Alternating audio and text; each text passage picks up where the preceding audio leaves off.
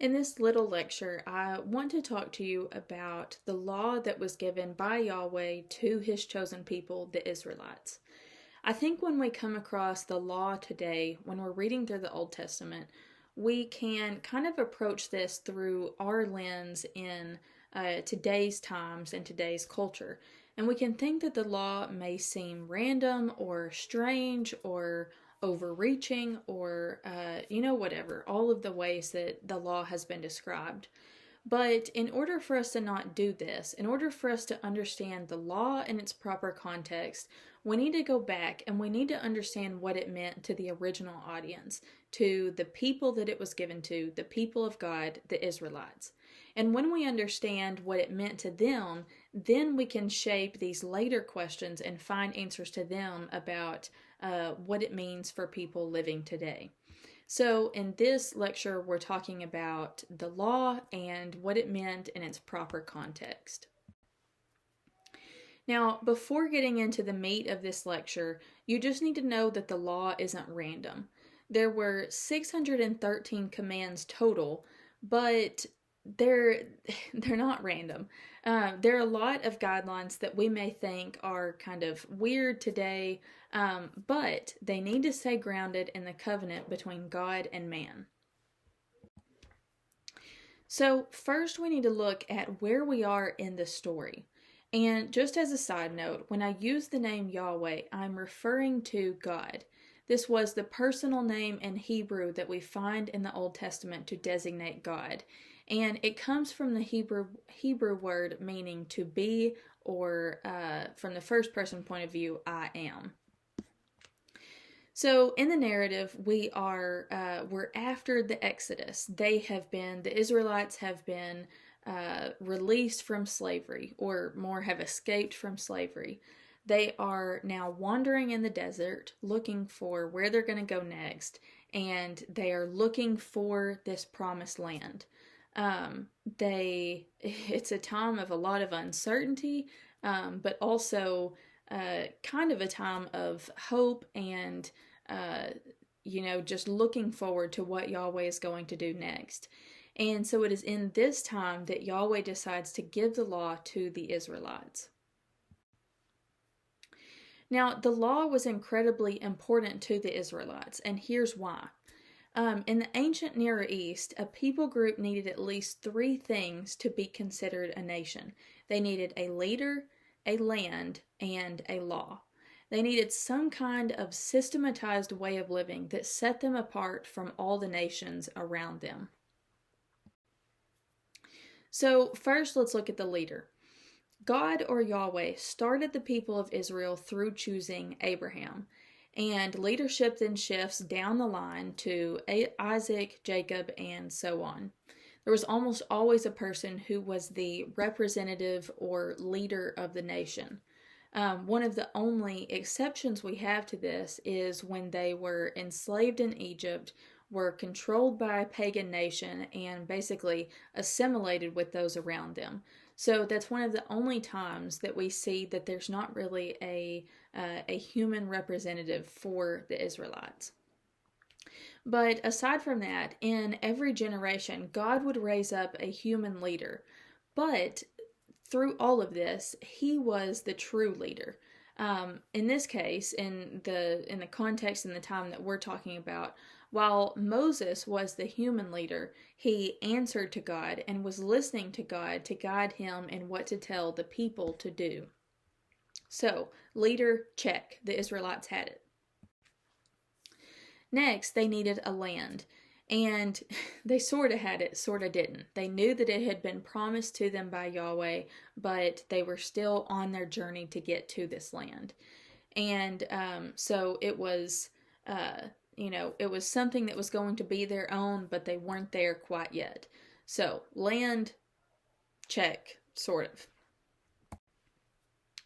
So, as we come to the law and its importance, there's one more side note that I need to make. A law given to Israel would set them apart from the nations around them. But in a major way, the Israelites were already set apart. And the reason for this is because they worshipped Yahweh as the one true God. A lot of the nations around them were polytheistic, meaning they worshipped many gods. And so, while the law would further set Israel apart, they were already set apart in some ways because they were just different in that they were monotheists. They only worshiped the one true God, Yahweh, unlike the nations surrounding them. So, now coming to the law, because Yahweh was the true leader, he was the one to set the rules. And the law that he gives the people comes from and is based on his own nature.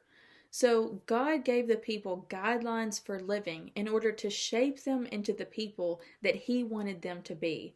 So you can see how, as the true leader, as the one that has brought this group out of nothing, that he had created this people group that and then had gone on to lead them out of slavery, and all of the story until this point. It would make sense that as the true leader, he would be the one to give the law, and that he would be the standard of the law. Now, just to give an example, you are going to read at least a portion of the law directly from the Old Testament. But likely when you think about the law, the 10 Commandments are probably the first thing to come to mind. God makes it clear that he alone is supposed to be worshipped. And the first 4 commands of the 10 Commandments are centered around relating to God, worshiping no one other than him. And so that's where this comes back to this idea of monotheism. It's the law is furthering and furthering the Israelites away, separating them from the ways that the rest of the pagan world was living. Another example is the Shema, and this was a prayer that was a declaration of faith in the one true God. Every Jew said it both morning and night. And part of it is, "Hear, O Israel, the Lord is our God, the Lord is one." And so once again, we see that focus on monotheism. So there were many different kinds of laws relating to all areas of life. When you read through portions of the Old Testament, you'll see this. There were food laws, ceremonial laws, laws on how to think, laws on how to act, etc. But these laws can basically be divided up into 2 very broad categories. The first is how to relate to God. This includes things such as what makes something holy, what makes something unholy, how to sacrifice to God, why to sacrifice to God, how to worship. So you see tons and tons of laws that are all about how man should relate to God. But then the second category is how man should relate to each other. And these were laws about handling crime, caring for the poor, all of these things about how to relate to one another as a society. So through the law, Israel was supposed to show the world what Yahweh was like. So we see that they had the leader Yahweh, and that Yahweh had promised them land, but then by giving them the law, he is setting them apart further as his own people. And not only are they his people, but he wants them to be shaped into a people that look how he wants them to look. And part of this is they will look a certain way so that the rest of the world can see what Yahweh is like. And so as you go about reading in the Old Testament and you read through the rest of this lecture material, just keep in mind that the law was not random, but rather it had a very specific purpose in showing the world a set-apart nation for the glory of God, and to show the rest of the world what God was like.